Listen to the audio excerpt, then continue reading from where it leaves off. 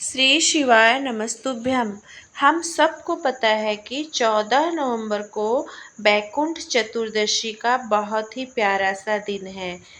यह दिन प्यारा क्यों है? क्योंकि इस दिन को हरिहर मिलन के नाम से भी जानते हैं। काफ़ी लोग हमसे पूछते थे, क्या हम महादेव को तुलसी का पत्ता चढ़ा सकते हैं? लड्डू गोपाल को बेल का पत्र चढ़ा सकते हैं? तो मेरा जवाब यही होता था कि नहीं, लेकिन हाँ, आज इसका जवाब है हाँ, क्योंकि साल भर में एक दिन यही ऐसा होता है जिस दिन हम महादेव को तुलसी का पत्ता चढ़ाते हैं और लड्डू गोपाल को, श्री नारायण को बेल का पत्ता अर्पित करते हैं। इसके अलावा साल भर कभी इसका इस्तेमाल नहीं किया जाता। बहुत अच्छे से समझाऊंगी, जो कि पूज्य गुरुजी की कथा को सुनकर समझकर आपको अच्छे से समझाने की कोशिश करूंगी। यहाँ पर स्क्रीन पर आपको 2 पत्ते दिख रहे होंगे, एक तुलसी का पत्ता और एक बेल का पत्र। ध्यान रहे, इन दोनों पत्तों को आपको तोड़ना नहीं है। कहीं पर भी ज़मीन पर यदि आपको गिरा पड़ा मिलता है तो उसे धोकर आप इस्तेमाल कर सकते हैं। आपको एक बेलपत्र लेना है, एक तुलसी का पत्ता। अब इस उपाय को कब करना है, सबसे पहले इस बात को समझते हैं।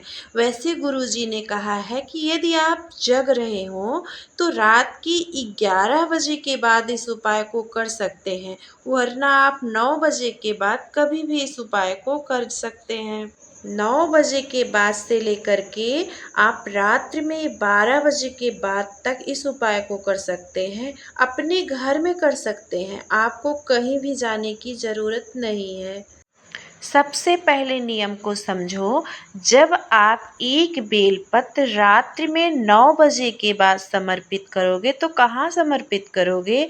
अपने घर के मंदिर में आपने जो शिवलिंग रखा है उस शिवलिंग के ऊपर आप एक बेलपत्र रात्रि में 9 बजे के बाद समर्पित करोगे। अब आपके पास में जो तुलसी का एक पत्ता बचता है उसे आप कहाँ समर्पित करेंगे? अपने घर के मंदिर में भगवान श्री नारायण या भगवान हरि या लड्डू गोपाल की कोई फोटो हो, मूर्ति हो, प्रतिमा हो, आप उनके पास उस तुलसी के पत्ते को समर्पित करेंगे। देखिए, यहाँ पर वीडियो अभी समाप्त नहीं हुई है।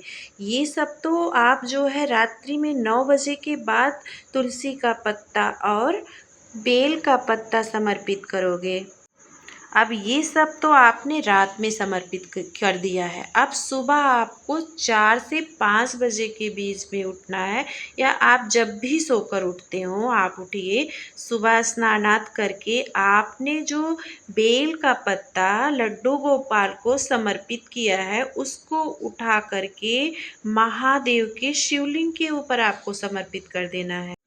और आपने जो शिवलिंग पर तुलसी का पत्ता समर्पित किया है उसे उठाकर लड्डू गोपाल के पास आपको समर्पित कर देना है।